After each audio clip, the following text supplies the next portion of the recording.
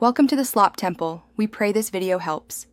In this video, I will explain how to set up oxygen acetylene torches for brazing.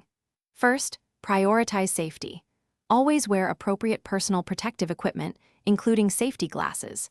Make sure your work area is well ventilated and free of any flammable materials. Before connecting anything, carefully inspect all hoses and connections for any signs of damage or wear. This crucial step helps prevent accidents and ensures a safe working environment. Next, let's connect the regulators and hoses.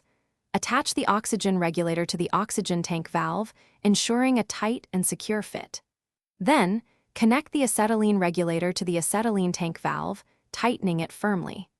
Now, attach the green oxygen hose to the oxygen regulator and the red acetylene hose to the acetylene regulator. Double-check all these connections to ensure they are snug and leak-free. Now, assemble the torch. Connect the oxygen and acetylene hoses to the torch handle, making sure they are properly seated. Next, select the appropriate brazing tip for your project and attach it securely to the torch head. Before proceeding, it's vital to perform a leak check. Apply a soapy water solution to all connections. If bubbles appear, you have a leak that needs to be fixed immediately. Finally, let's light and adjust the flame. Open the acetylene valve on the torch handle about 1/4 of a turn, then use a striker to light the torch. Once lit, slowly open the oxygen valve until you achieve a neutral flame, which is ideal for brazing.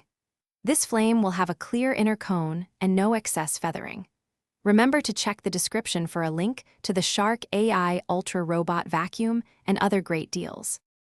Thanks for watching. Consider subscribing if we helped you.